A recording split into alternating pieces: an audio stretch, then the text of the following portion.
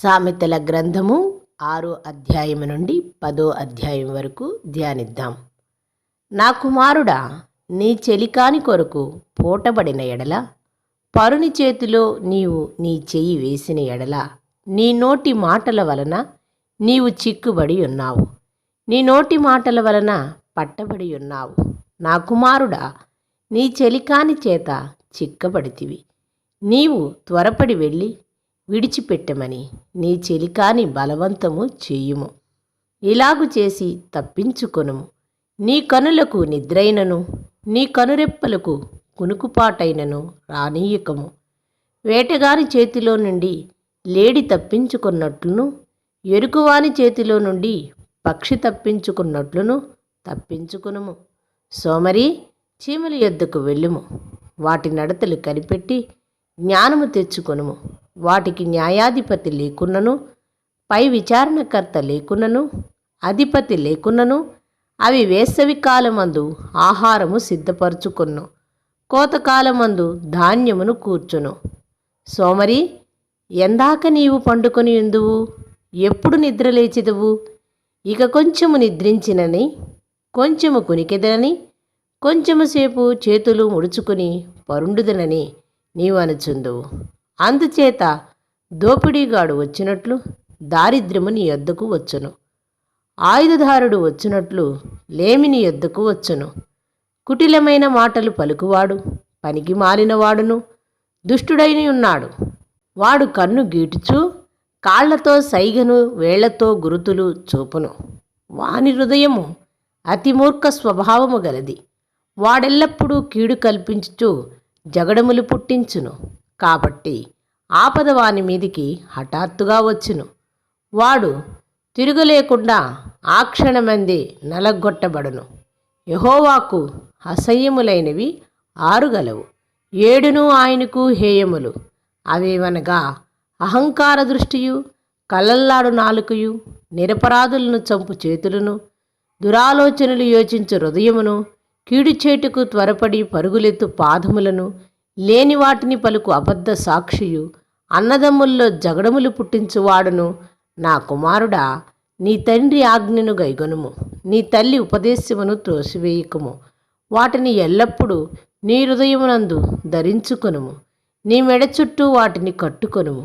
నీవు త్రోవను వెళ్ళుచున్నప్పుడు అది నిన్ను నడిపించును. నీవు పండుకున్నప్పుడు అది నిన్ను కాపాడును. నీవు మేలుకున్నప్పుడు అది నీతో ముచ్చటించును. ఆజ్ఞ దీపముగాను ఉపదేశము వెలుగ్గాను ఉండును. శిక్షార్థమైన గద్దింపులు జీవమార్గములు. చెడు స్త్రీ యొద్దకు పోకుండాను, పరస్త్రీ పలుకులు ఇచ్చుకపు మాటలకు లోబడకుండాను అవి నిన్ను కాపాడును. దాని చక్కదనమందు నీ హృదయములో ఆశపడకము. అది తన కనురెప్పలను చిలికించి నిన్ను లోపరుచుకొననీయకము. వేశ్య సాంగత్యము చేయువానికి రొట్టె తునక మాత్రము మిగిలియుండును. మగనాలు మిక్కిలి విలువగల ప్రాణమును వేటాడును. ఒకడు తన వడిలో అగ్ని ఉంచుకున్న ఎడల వాని వస్త్రములు కాలకుండునా? ఒకడు నిప్పుల మీద నడిచిన ఎడల వాని పాదములు కవలకుండునా?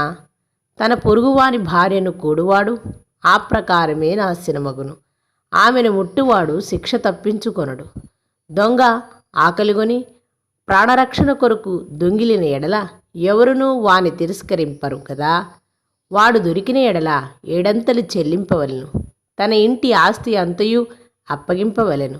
జారత్వము జరిగించువాడు కేవలము బుద్ధిశూన్యుడు. ఆ కార్యము చేయువాడు స్వనాశనమును కోరువాడే. వాడు దెబ్బలకును అవమానమునకును పాత్రుడగును. వానికి కలుగు అపకీర్తి ఎన్నటికిని తొలగిపోదు. భర్తకు పుట్టు రోషము మహారౌద్రము గలది.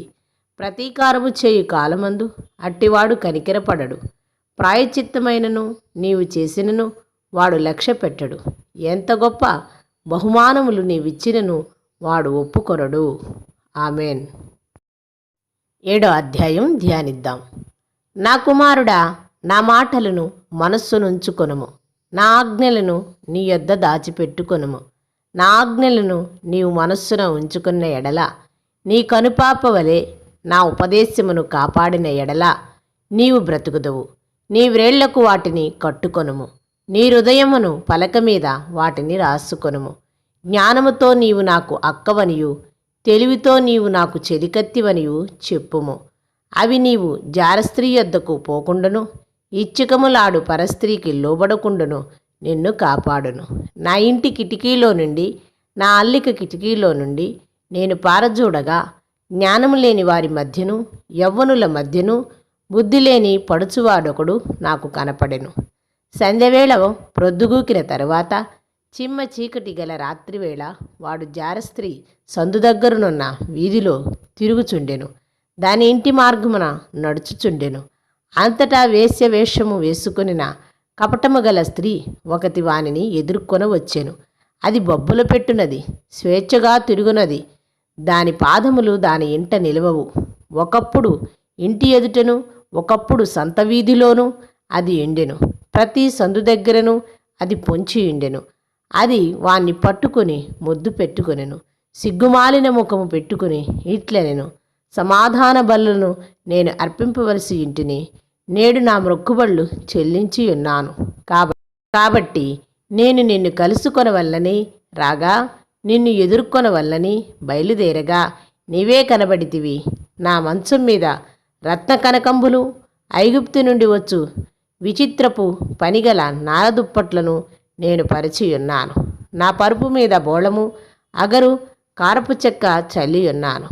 ఉదయం వరకు వలుపుదీర తృప్తి పొందుదము రమ్ము. పరస్పర మోహము చేత చాలా సంతుష్టి నొందుదము రమ్ము. పురుషుడు ఇంటలేడు, దూర ప్రయాణము వెళ్ళియున్నాడు. అతడు సొమ్ము సంచి చేతపట్టుకొని పోయెను. పున్నమి నాటి వరకు ఇంటికి తిరిగి రాడు అనెను. అది తన అధికమైన లాలన మాటల చేత వాణ్ణి లోపరుచుకొనెను. తాను పలికిన ఇచ్చకపు మాటల చేత వాణ్ణి ఈడ్చుకొని పోయెను. వెంటనే పశువు వదకు పోవునట్లును పరులచే చిక్కినవాడు సంకెళ్లలోనికి పోవునట్లును తనకు ప్రాణహానికరమైనదని ఎరగక ఉరియొద్దకు పక్షి త్వరపడునట్లును వాని గుండెను అంబు చీల్చు వరకు వాడు దాని వెంట పోయెను. నా కుమారులారా చెవియొగ్గుడి, నా నోటి మాటలు నాలకింపుడి. జారస్త్రీ మార్గముల తట్టు నీ మనస్సును తొలగనీయకము. దారి తప్పి అది నడుచు త్రోవలోనికి పోకుము. అది గాయపరిచి పడద్రోసిన వారు అనేకులు, అది చంపిన వారు లెక్కలేనంత మంది. దాని ఇల్లు పాతాళమునకు పోవు మార్గము, ఆ మార్గము మరణశాలకు దిగిపోవును. ఆమెన్. 8వ అధ్యాయము ధ్యానిద్దాం. జ్ఞానము ఘోషించుచున్నది, వివేచన తన స్వరమును వినిపించుచున్నది. త్రోవ పక్కను రాజవీధుల మొగలుల్లోనూ నడి మార్గముల్లోనూ అది నిలుచున్నది. గుమ్మముల యొద్దను పూరద్వారమునొద్దను పట్టణపు గౌనుల యొద్దను నిలువబడి అది ఇలాగు గట్టిగా ప్రకటన చేయుచున్నది, మానవులారా మీకే నేను ప్రకటించుచున్నాను, నరులగు మీకే నా కంఠస్వరము వినిపించుచున్నాను. జ్ఞానము లేని వారులారా జ్ఞానము ఎట్టిదైనది తెలుసుకొనుడి. బుద్ధిహీనులారా బుద్ధి ఎట్టిదైనది యోచించి చూడుడి. నేను శ్రేష్టమైన సంగతులను చెప్పెదను, వినుడి. నా పెదవులు యథార్థమైన మాటలు పలుకును, నా నోరు సత్యమైన మాటలు పలుకును. దుష్టత్వము నా పెదవులకు అసహ్యము. నా నోటి మాటలన్నీయు నీతిగలవి. వాటిలో మూర్ఖతైనను కుటిలతైనను లేదు. అవన్నీ వివేకి తేటగాను తెలివినొందిన వారికి యథార్థముగాను ఉన్నవి. ఎండికి ఆశపడక నా ఉపదేశమును అంగీకరించుడి. మేలిమి బంగారము నాశింపక తెలివినందుడి. జ్ఞానము ముత్యముల కన్నా శ్రేష్టమైనది. విలువగల సొత్తులేవి దానితో సాటి కావు. జ్ఞానమును నేను చాతుర్యమును నాకు నివాసముగా చేసుకుని ఉన్నాను. సదుపాయములు తెలుసుకొనుట నా చేతనగును. యెహోవా యందు భయభక్తులు కలిగియుండుట చెడుతనమును నసహించుకొనుటయే. గర్వము అహంకారము దుర్మార్గత కుటిలమైన మాటలు నాకు అసహ్యములు. ఆలోచన చెప్పుటయు లెస్సైన జ్ఞానము నిచ్చుటయు నా వశము. జ్ఞానాధారము నేనే, పరాక్రమము నాదే. నా వలన రాజులు ఏలుదురు, అధికారుల న్యాయమును బట్టి పాలన చేయుదురు. నా వలన అధిపతులను లోకములోని గనులైన న్యాయాధిపతులందరూ ప్రభుత్వము చేయుదురు. నన్ను ప్రేమించు వారిని నేను ప్రేమించుచున్నాను. నన్ను జాగ్రత్తగా ఎదుగువారిని నన్ను కనుగొందురు. ఐశ్వర్యము, ఘనతలు, స్థిరమైన కలిమియు, నీతియు నా యొద్ద ఉన్నవి. మేలిమి బంగారము కంటెను, అపరంజి కంటెను నా వలన కలుగు ఫలము మంచిది. ప్రశస్తమైన వెండి కంటే నా వలన కలుగు వచ్చుబడి దొడ్డది. నీతి మార్గమునందు న్యాయ మార్గముల యందు నేను నడుచున్నాను. నన్ను ప్రేమించు వారిని ఆస్తికర్తలుగా చేయుదును, వారి నిధులను నింపెదను. పూర్వకాలమందు తన సృష్టి ఆరంభమున తన కార్యములలో ప్రథమమైన దానిగా యెహోవా నన్ను కలుగజేసెను. అనాది కాలము మొదలుకొని మొదటి నుండి భూమి ఉత్పత్తి అయిన కాలమునకు పూర్వము నేను నియమింపబడితిని.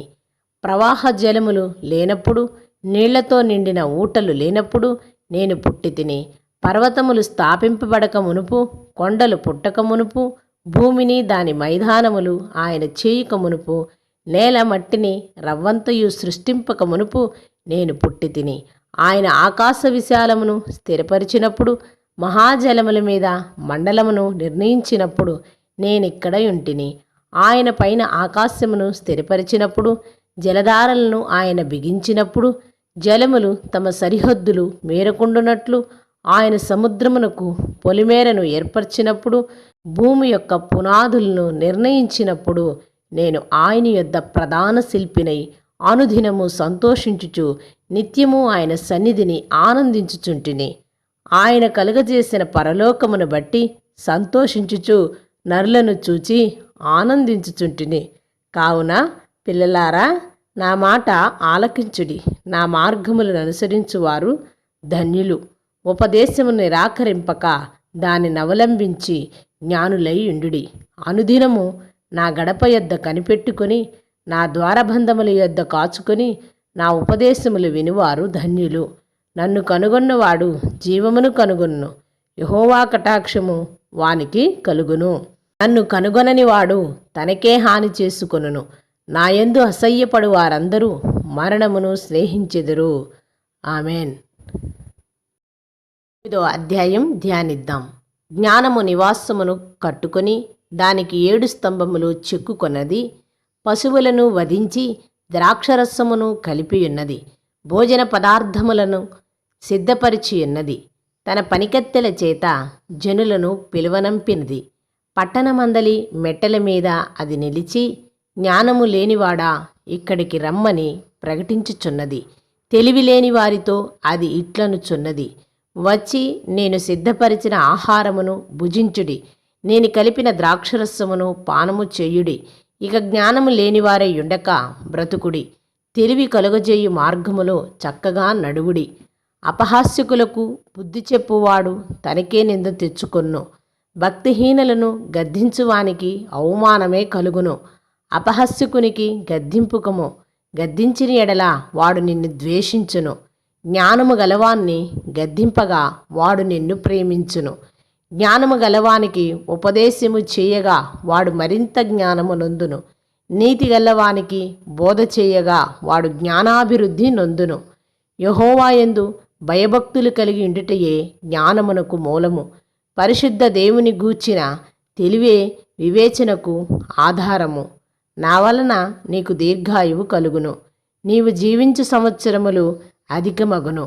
నీవు జ్ఞాని అయిన ఎడల నీ జ్ఞానము నీకే లాభకరమగును. నీవు అపహసించిన ఎడల దాన్ని నీవే భరింపవలెను. బుద్ధిహీనత అన్నది బొబ్బలు పెట్టున్నది. అది కామకురాలు, దానికేమియూ తెలివిలేదు. అది తన ఇంటి వాకిట కూర్చుండును, ఊరి రాజవీధుల్లో పీఠము మీద కూర్చుండును. ఆ దారిన పోవు వారిని చూచి, తమ త్రోవను చక్కగా ఎల్లువారిని చూచి, జ్ఞానము లేనివాడా ఇక్కడికి రమ్మని వారిని పిలుచును. అది తెలివిలేని వాడొకడు వచ్చుట చూచి దొంగిలించిన నీళ్లు తీపి అది తెలివిలేని వాడొకటి వచ్చుట చూచుకో అది తెలివిలేని వాడొకడు వచ్చుట చూచి దొంగిలించిన నీళ్లు తీపి చాటున తినిన భోజనము రుచి అని చెప్పును. అయితే అచ్చట ప్రేతలున్నారనియు దాని ఇంటికి వెళ్ళివారు పాతాళకూపములో ఉన్నారనియు వారికి ఎంత మాత్రమునో తెలియదు. ఆమెన్. 10వ అధ్యాయం ధ్యానిద్దాం. జ్ఞానము గల కుమారుడు తండ్రిని సంతోషపరచును. బుద్ధి లేని కుమారుడు తన తల్లికి దుఃఖము పుట్టించెను. భక్తిహీనుల ధనము వారికి లాభకరము కాదు. నీతి మరణము నుండి రక్షించును. యెహోవా నీతిమంతుని ఆకలిగొననీయడు. భక్తిహీనుని ఆస్యను భంగము చేయును. బద్ధకముగా పనిచేయువాడు దరిద్రుడగును. శ్రద్ధగల్లవాడు ఐశ్వర్యవంతుడగును. వేసవి కాలమున కూర్చువాడు బుద్ధిగల కుమారుడు. కోతకాలమందు నిద్రించువాడు సిగ్గుపరుచు కుమారుడు. నీతిమంతుని తలమీదికి ఆశీర్వాదములు వచ్చును. బలత్కారము భక్తిహీనుని నోరు మూసివేయును. నీతిమంతుని జ్ఞాపకము చేసుకునుట ఆశీర్వాదకరమగును. భక్తిహీనుల పేరు అసహ్యత పుట్టించును. జ్ఞానచిత్తుడు ఉపదేశమును అంగీకరించును. పనికి మాలిన వదరబోతూ నశించును. యథార్థముగా ప్రవర్తించువాడు నిర్భయముగా ప్రవర్తించును. కుటిలవర్తనుడు బయలుపడును. కనుసైగ చేయువాడు వ్యధ పుట్టించును. పనికి మాలిన వదరబోతూ నశించును. నీతిమంతుని నోరు జీవపు ఊట. భక్తిహీనుల నోరు బలత్కారం మరుగుపరుచును. పగ కలహమును రేపును. ప్రేమ దోషమునన్నిటినీ కప్పును. వివేకుని పెదవులయందు జ్ఞానము కనబడును. బుద్ధిహీనుని వీపునకు బెత్తమే తగును. జ్ఞానుల జ్ఞానము సమకూర్చుకుందురు. మూఢుల నోరు అప్పుడే నాశనము చేయును. ధనవంతుని ఆస్తి వానికి ఆశ్రయపట్టణము. దరిద్రుని పేదరికము వానికి నాశనకరము. నీతిమంతుని కష్టార్జితము జీవదాయకము. భక్తిహీనునికి కలుగు వచ్చుబడి పాపము పుట్టించును. ఉపదేశమును అంగీకరించువాడు జీవమార్గములో ఉన్నాడు. గద్దింపుకు లోబడని వాడు త్రోవ తప్పును. అంతరంగమున పగ ఉంచుకున్నవాడు అబద్ధికుడు. కొండెము ప్రచురము చేయువాడు బుద్ధిహీనుడు. విస్తారమైన మాటలలో దోషముండక మానదు. తన పెదవులను మూసుకున్నవాడు బుద్ధిమంతుడు. నీతిమంతుని నాలుక ప్రశస్తమైన ఎండి వంటిది. భక్తిహీనుల ఆలోచన పనికిమాలింది. నీతిమంతుని పెదవులు అనేకులకు ఉపదేశించును. బుద్ధి లేకపోవుట చేత మూఢులు చనిపోవుదురు. యెహోవా ఆశీర్వాదము ఐశ్వర్యమిచ్చును. నరుల కష్టము చేత ఆ ఆశీర్వాదము ఎక్కువ కాదు. చెడు పనులు చేయుట బుద్ధిహీనునికి ఆటగానున్నది. వివేకి జ్ఞాన పరిశ్రమ చేయుట అట్టిదే. భక్తిహీనుడు దేనికి భయపడునో అదే వాని మీదికి వచ్చును. నీతిమంతులు ఆశించున్నది వారికి దొరుకును. సుడిగాలి వీచగా భక్తిహీనుడు లేకపోవును. నీతిమంతుడు నిత్యము నిలుచు కట్టడము వలె ఉన్నాడు. సోమరి తన్ను పనిపెట్టువారికి పండ్లకు పులుసు వంటివాడు, కండ్లకు పొగ వంటివాడు. యెహోవా యందు భయభక్తులు కలిగిండుట దీర్ఘాయువునకు కారణము. భక్తిహీనుల ఆయుస్సు తక్కువైపోవును. నీతిమంతుల ఆశ సంతోషము పుట్టించును. భక్తిహీనుల ఆశ భంగమైపోవును. యథార్థవంతునికి యెహోవా ఏర్పాటు ఆశ్రయదుర్గము. పాపము చేయువారికి అది నాశనకరము. నీతిమంతుడు ఎన్నడను కదిలింపబడడు. భక్తిహీనుల దేశములో నివసింపరు. నీతిమంతుని నోరు జ్ఞానోపదేశమును పలుకును. మూర్ఖపు మాటలు పలుకు నాలుక పెరికివేయబడును. నీతిమంతుని పెదవులు ఉపయుక్తములైన సంగతులను పలుకును. భక్తిహీనుల నోట మూర్ఖపు మాటలు వచ్చును. ఆమేన్.